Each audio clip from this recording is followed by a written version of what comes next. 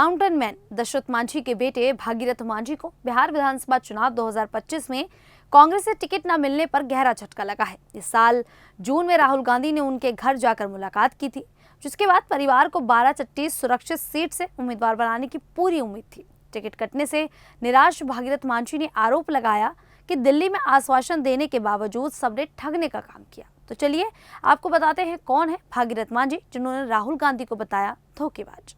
नमस्कार, मेरा नाम है शालिनी और आप देख रहे हैं द न्यूज़ 15। भागीरथ मांझी बिहार के मशहूर माउंटेन मैन दशरथ मांझी के इकलौते बेटे हैं।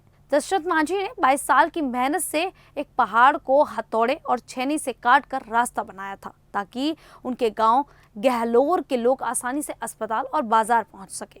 ये रास्ता आज भी हजारों लोगों की जिंदगी आसान बनाता है। लेकिन दशरथ जी की तरह ही उनके बेटे भागीरथ का जीवन भी गरीब, संघर्ष और उम्मीदों से भरा रहा है। भागीरथ मांझी का जन्म 1960 से 70 के दशक में हुआ। वे बिहार के गया जिले के गहलोर गांव, जो अब दशरथ नगर कहलाता है, उसमें पैदा हुए। उनका परिवार मसूहर समुदाय अनुसूचित जाति से था, जो बहुत गरीब था। घर एक छोटी सी झोपड़ी थी, जहां छत टपकती और बिजली पानी जैसी सुविधाएं सपना था।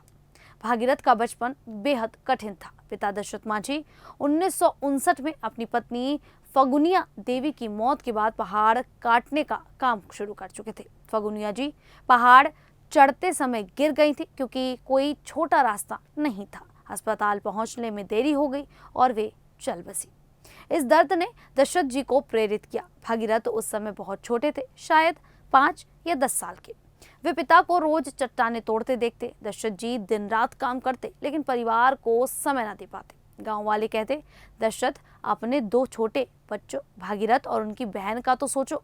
लेकिन दशरथ जी कहते, मैं सबके लिए रास्ता बना रहा हूँ। भागीरथ बचपन से ही मजदूरी सीख गए। परिवार का गुजारा मजदूरी और थोड़ी बहुत खेती से चलता। खाना कभी कभी भात और सब्जी, कभी भूखे भी सोना पड़ता।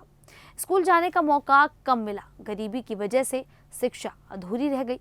वे अनपढ़ ही रहे, जैसे कि बाद के इंटरव्यू में उन्होंने खुद बताया है। बचपन में उन्हें पिता का गुस्सा भी याद है, लेकिन गर्व ज्यादा होता है। वे कहते हैं, पापा ने कभी अपने लिए कुछ नहीं मांगा, सबके लिए लड़े। जब भागीरथ बड़े हुए, पिता का काम चल रहा था। 1985 तक दशरथ जी ने पहाड़ का आधा हिस्सा काट लिया था। भागीरथ ने पिता की मदद की, कभी पानी लाना, कभी खाना देना, लेकिन परिवार की गरीबी वैसी ही रही। दशरथ जी ने कभी नौकरी या पैसे की मांग नहीं की। वे गरीब पंथी थे, जो त्याग सिखाता है। भागीरथ की शादी बसंती देवी से हुई। उनके 2 बच्चे हुए, एक बेटा और एक बेटी। लेकिन जिंदगी आसान नहीं बनी। 17 अगस्त 2007 को दशरथ जी की कैंसर से मौत हो गई। भागीरथ अब 30 से 40 साल के थे। पिता की मौत के बाद वे परिवार के मुखिया बने। बहन का परिवार भी उनके साथ रहने लगा। अब घर में कुल 9 से 10 लोग थे। 5 पोतियां, 2 पोते, बहन के बच्चे। सबका गुजारा भागीरथ की मजदूरी से होता था। वे खेतों में काम करते, गाय चराते। घर अभी भी झोपड़ी जैसा ही था।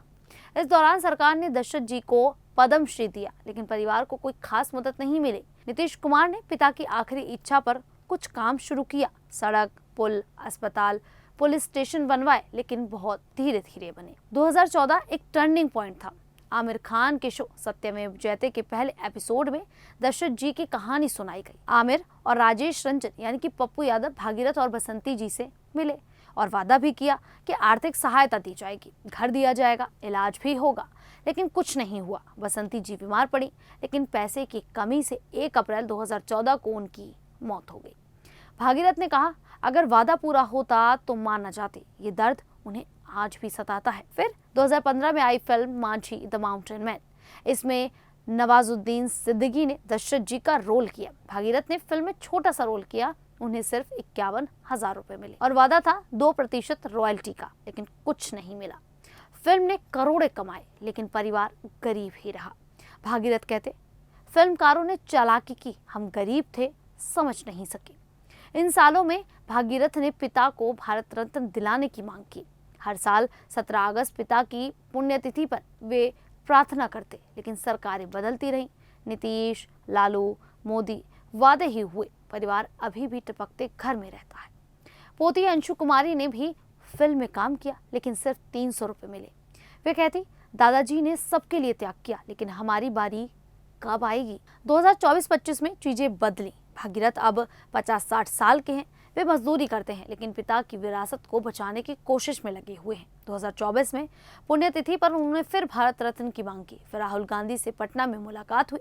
राहुल ने बिना शोर मचाए घर बनवाया, 4 कमरे, रसोई, बाथरूम वाला पक्का घर। भागीरथ खुश हुए, बोर्ड भी नहीं लगवाया। जनवरी 2025 में भागीरथ कांग्रेस में शामिल हो गए। राहुल ने उन्हें जोड़ा।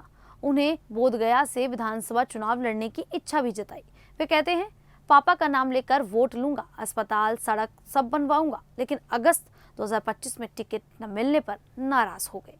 उन्होंने कहा, 4 दिन दिल्ली में रुका, कागज दिखाए, लेकिन ठगा गया।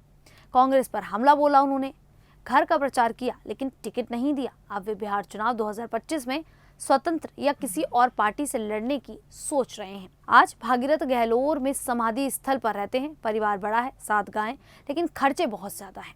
पोतियां पढ़ना चाहती हैं, लेकिन पैसे की तंगी है। वे कहते हैं, भगवान गरीब का साथ देते हैं, लेकिन मजबूरी में मजदूरी करनी पड़ती है।